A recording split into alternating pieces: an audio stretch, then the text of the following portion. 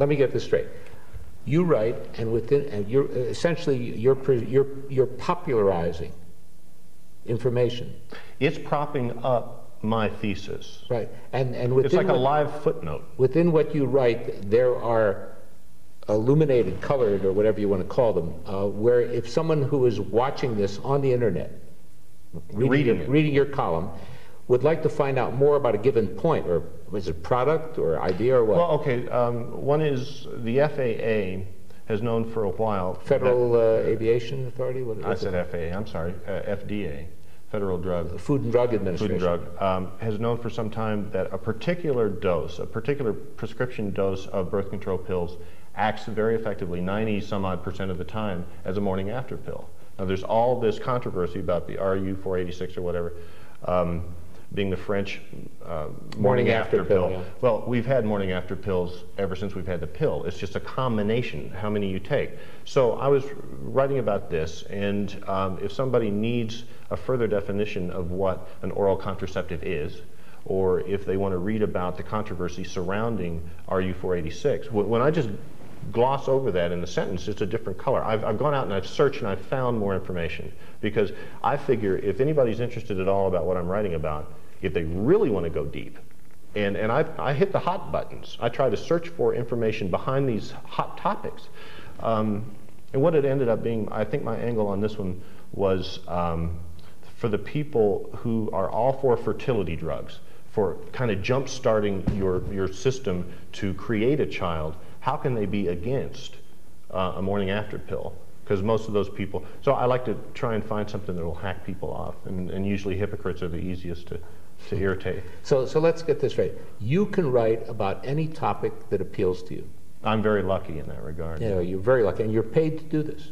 Very lucky in that regard. And so in effect, but I have to keep my hair long, and I think you did introduce me as unusual. Well, you have very nice hair, by the way. Well, thank you very much. It's a fall. You can write about any topic that you wish. Have you ever been told by your employers there's a certain topic that they didn't like? Yes. I hope they never see this. I wrote about the Koreans' affinity for dog meat. And it was really one of my better pieces. I got a lot of fun word play and things in this, and I wish I could quote it to you. I've been doing this for 39 weeks, 5 columns a day.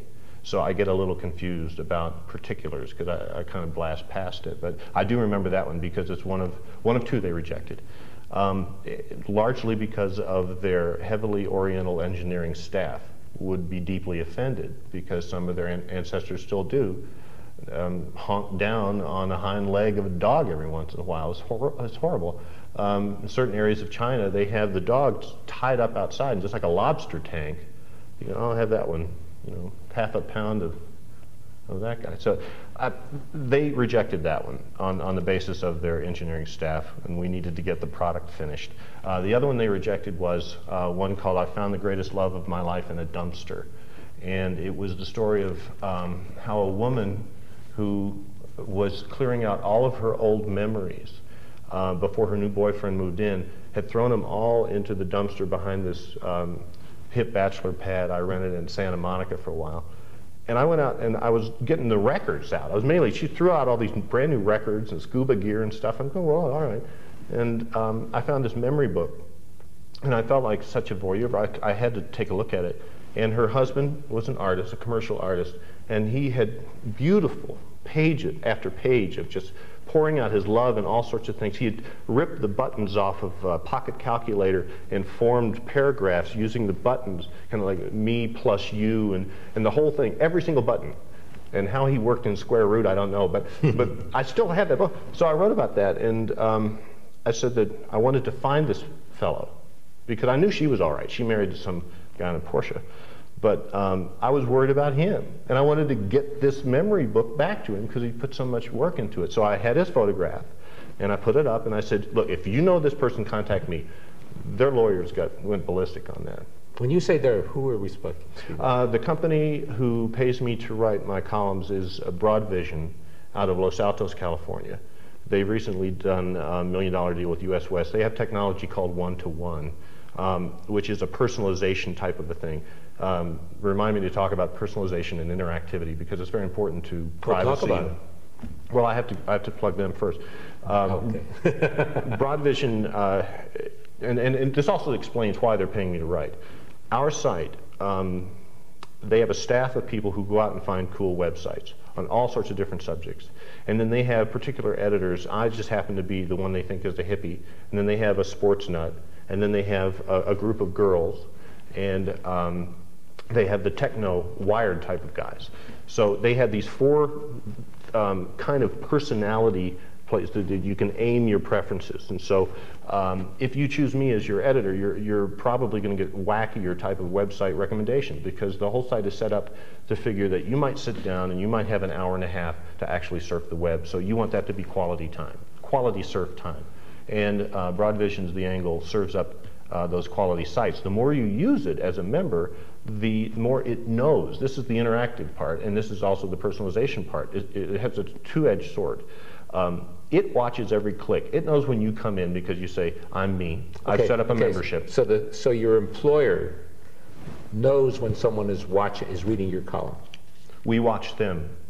We watch their behaviors, and we take that demographic information that they've freely given us. I mean, it's not like they sell names. That's not what they're into. They're into large blocks of people's behaviors and what their preferences are so that they can sell that information to marketers. I see. And they have the technology that actually watches all this activity and boils it down into numbers using heinous algorithms that we'll never understand. Well, you've made your plug. Yeah, just now talk about what you wanted to talk about. Well, the writing, I think that the web really blew my mind, and we were talking earlier about how it's bigger than the invention of the printing press. Because now, from my basement, the last two jobs I've had, and I'm housed in Boulder, the last two jobs I've had have been for California companies, and all the work that I've delivered for them has been through the wire. I've done here and sent it through.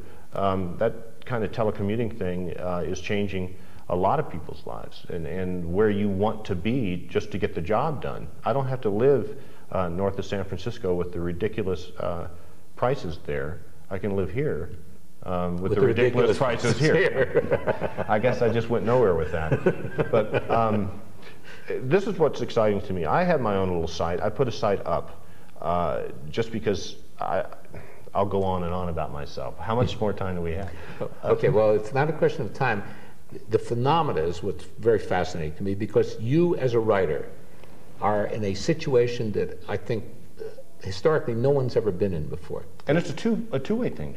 And I forgot to mention that in every one of my articles is an email address that's automatic, that goes right back to me. So if I really do punch somebody's hot button, or if they just really agree or really disagree, they can automatically respond. Now, I can imagine writing a book, putting it out there, and waiting for the applause. It must be a very slow motion experience.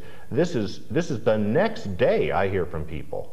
I heard from people about the birth control thing. I mean, people say terrible things or they say wonderful things. But when you get a piece of email from Brazil, and they've read something that is being published by a California company that I wrote in my basement a week before. In Boulder. In Boulder.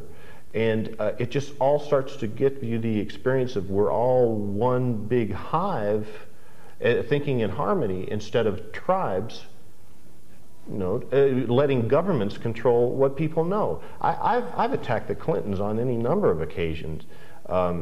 And it's not like black helicopters are circling my house, but this went worldwide. I mean, this must be a governmental nightmare, the fact that any guy has access to the entire audience if they can find him. Any person, any man, woman, or child. Yeah. Okay, anyone who is on the internet can reach anyone else on the internet. And how many tens of millions of people are on it now? I would say tens of millions in the United States alone. Worldwide, it's immeasurable because it's growing so fast. There are literally millions of websites. I don't have any of the numbers. They're all unbelievable anyway. It just never ends, the stuff that's out there.